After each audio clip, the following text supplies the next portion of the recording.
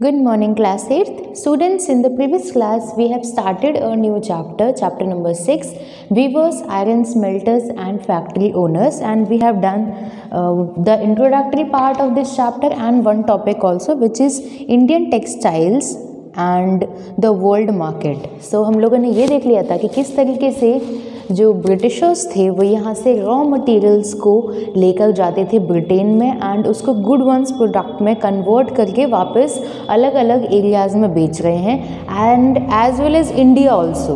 तो एक तरीके से हमारा ही सामान हमें ही बेचा जा रहा है, हमें ही लूटा जा रहा है। ये सारी चीज़ें हम लोगों ने देख ली थी इंट्रोडक्टरी पार्ट में एंड हमने इस टॉपिक को इंट्रोडक्टरी पार्ट को चैप्टर नंबर 2 से भी रिलेट किया था, अवध के वॉर से। उसके बाद से जब ब्रिटिशर्स धीरे धीरे रूल ओवर करने लग गए थे इंडिया के ऊपर, ये सारी चीज़ें हम लोगों ने देख ली थी। अब हम लोगों ने एक नेक्स्ट टॉपिक देखा था, Indian textile and the world market.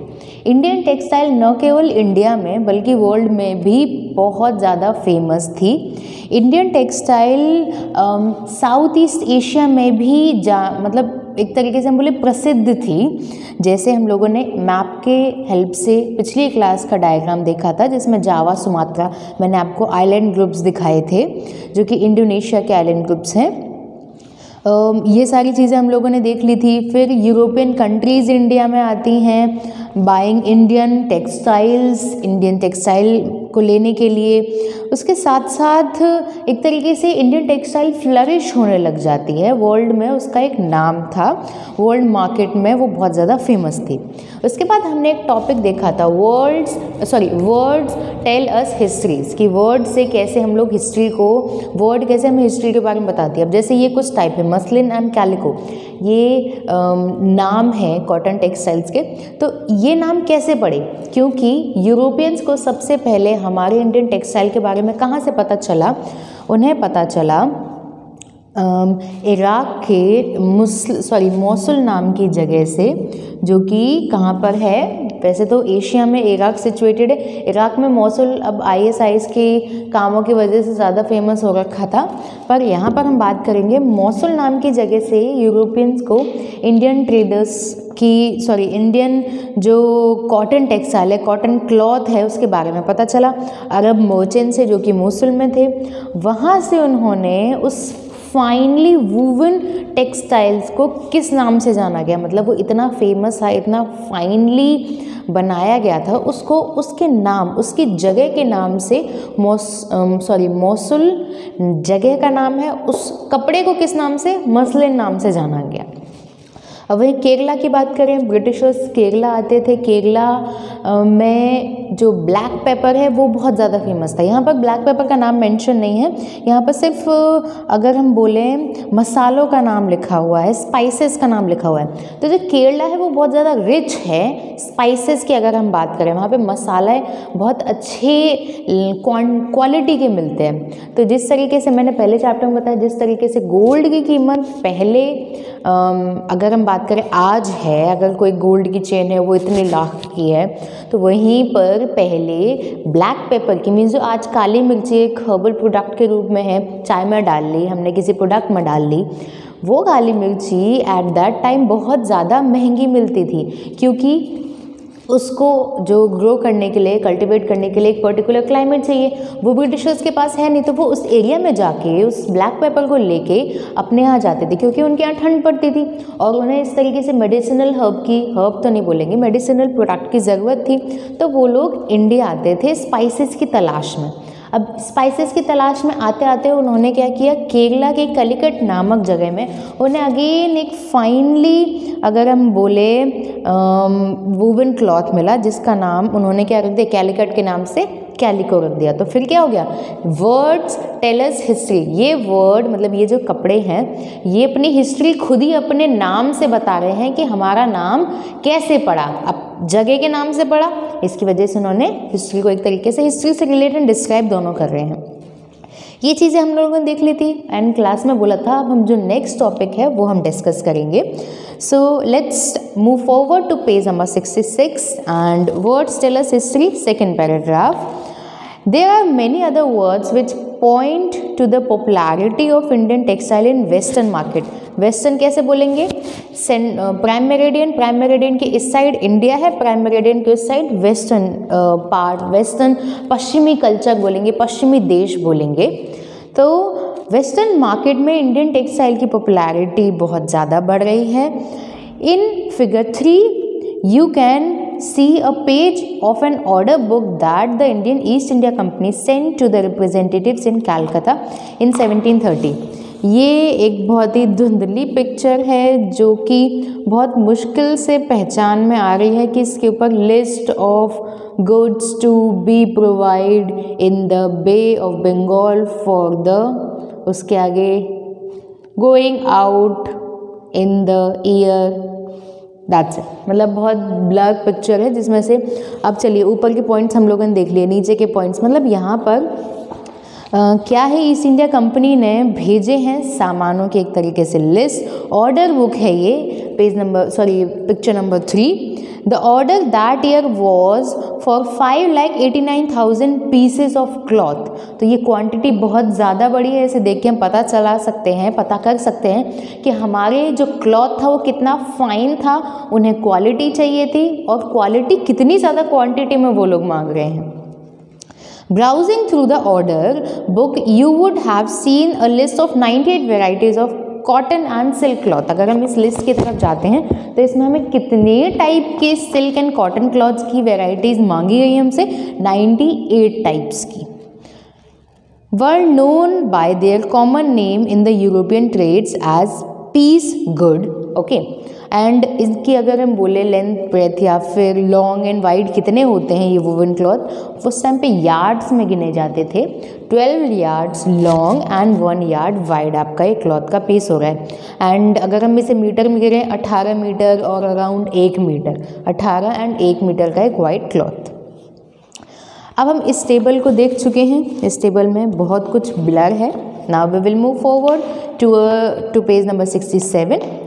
Now look at the names of the different varieties of cloth in the book that we can't see. Exactly can't see. Amongst the pieces ordered in bulk were printed cloths, cotton cloths called chins, kusasas and bandhana. ये जो चीज़ें मंगवाई गई हैं हम लोगों से around 98, तो ये पीसेस ऑफ ऑर्डर्ड क्या है, कपड़े के कॉटन क्लॉथ्स हैं, प्रिंटेड कॉटन क्लॉथ्स मंगवाए गए हैं हम लोगों से बल्क में, बंचेस में। ठीक है, जिस तरीके से बंचेस में कपड़े बंधे हुए होते हैं उनसे बंचेस मंगवाए गए। कौन सी क्वालिटीज़ के, मतलब अगर हम उन्हें बोले तो क्या बोलेंगे? चिन्स, कुसास एंड बांधना। ये 3 तरीके के हम लोगों से मंगवाए गए हैं pieces of cloth, printed cloths. Do you know where the English term chintz come from? It is derived from the Hindi word chint, a cloth with small and colourful flowery design. अब ये वर्ड कहाँ से लिया गया है? ये इंडिया से ही लिया गया है, डिराइव्ड इंडिया से है। इसमें मतलब होता है फ्लारी प्रिंट वाले कपड़े, फूलों वाले, मतलब जैसे शादी विवाहों में, मैरिजेस में हम लोग देखते हैं जैकेट्स कैसी फ्लारी प्रिंट की होती है।